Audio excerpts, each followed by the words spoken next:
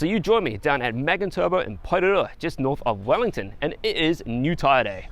After 75,000 Ks, my razors are done, and this back one got staked in the sidewall on the way to work the other week, and it's finished. So today, we're going to be putting some new tyres on this car. I've gone with something a little bit different this time, as I want to try a slightly different tyre and something that looks pretty mint. So yeah, basically I'm going to get the car into the workshop and take these off, and we're going to have a look at the new tyres that I have chosen. Let's go.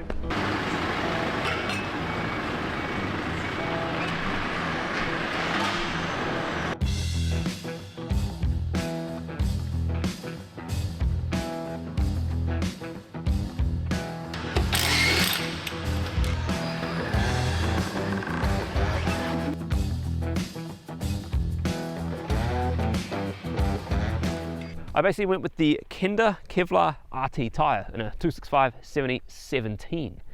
They're obviously a bit more aggressive than the previous RTs that I was running on the Fortuner here, and that has come with a few compromises, shall we say. But overall, I am stoked with them. They look awesome.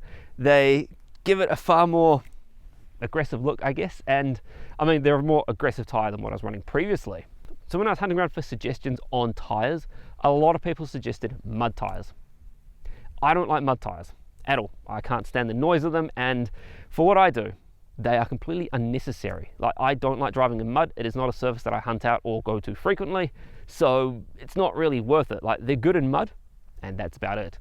I would much rather have a tyre that, you know, I can drive the 1,000 kilometers to the start of the track comfortably and reasonably quietly, and do the track, and then drive home.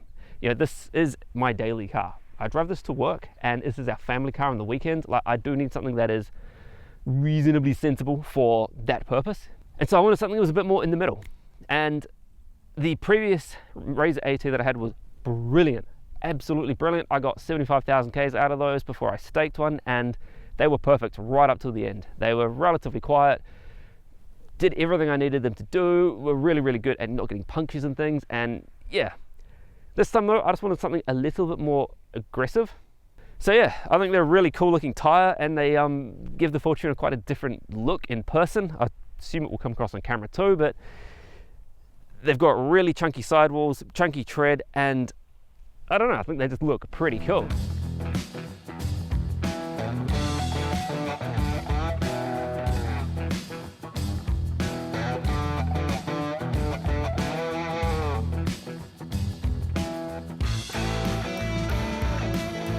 Some people talk about ATs. I know a lot of people think of like the stuff that, say, a Hilux or that comes with out of the factory. They are slightly more aggressive highway tyres, in my opinion. They don't offer the strength or the protection that you want from a tyre you're going to use off-road.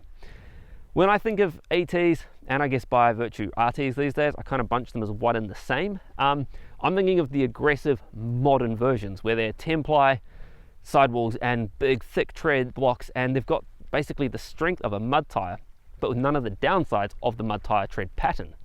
So, you know, they're quieter, they're slightly better on fuel, but you still get a huge amount of grip off-road, and more importantly to me, you get the strength.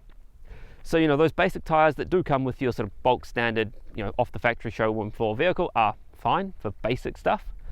But if your goal is to go and explore New Zealand and basically not have to be concerned about your tyres, you do want something strong. And so when I think of ATs, that is what I'm talking about. You know, these are modern tyres that are very different than their old ones, and they are as strong as a mud tyre, but you get just the much better on-road handling and stuff. So to me, that's a win-win.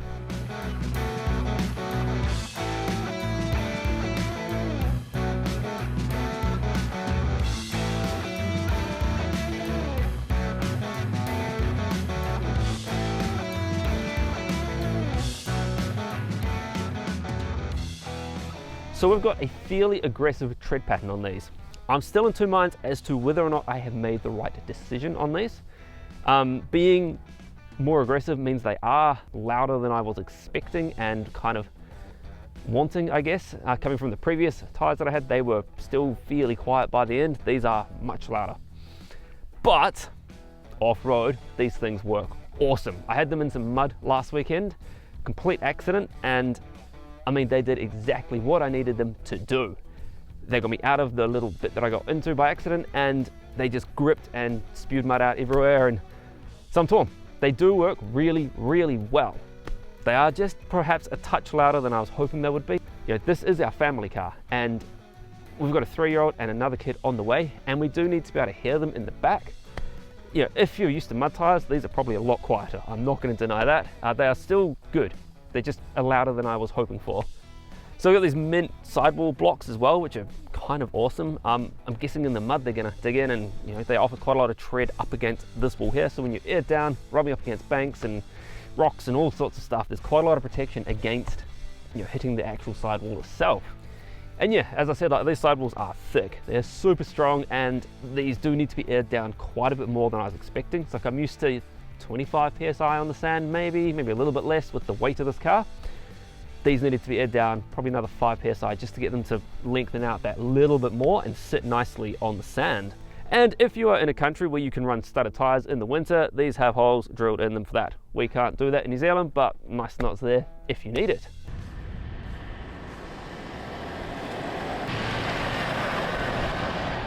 So yeah, after 500 or 600 Ks, I guess my initial thoughts. Overall, I'm pretty happy with them. They seem to work really, really well for, I guess, the sort of stuff that I do use them for. Last weekend, I did just a day trip up north a bit, and on the beach, gravel roads, up a, what do you call it, like a slightly muddy track, and then accidentally down quite a muddy track, and they performed beautifully. They worked really, really well on all of the terrains that I tried them on. And I mean, I wasn't pushing it or anything, but I just wanted to see how they went on the sort of variety of things that I do tend to tackle. And they did awesome. Like, it was pouring down with rain, it was a miserable day, and they just did their job beautifully. They seemed to grip really well in the wet on the road, which I'm quite happy about. I was not sure how they were going to go with, you know, that sort of extra blocky tread, but so far after this many Ks, awesome. They hold on as well as I was hoping they would. Things I don't like, they're a bit loud.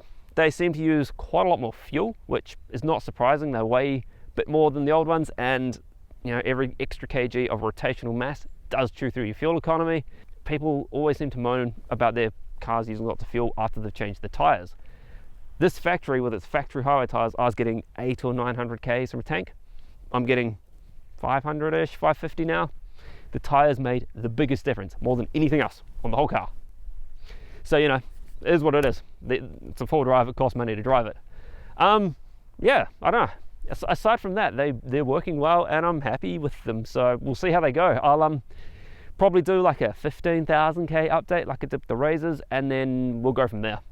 You know, if people really want to know how they're going after, you know, 50,000 Ks, I could probably do another video.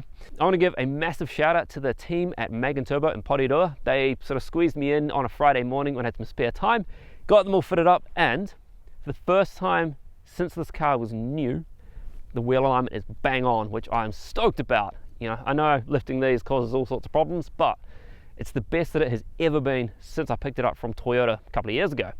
And yeah, obviously, you know, these tires are now going to be in these videos with this car. So we'll see how they perform over the next couple of years and how many Ks I get out of them. Catch you later.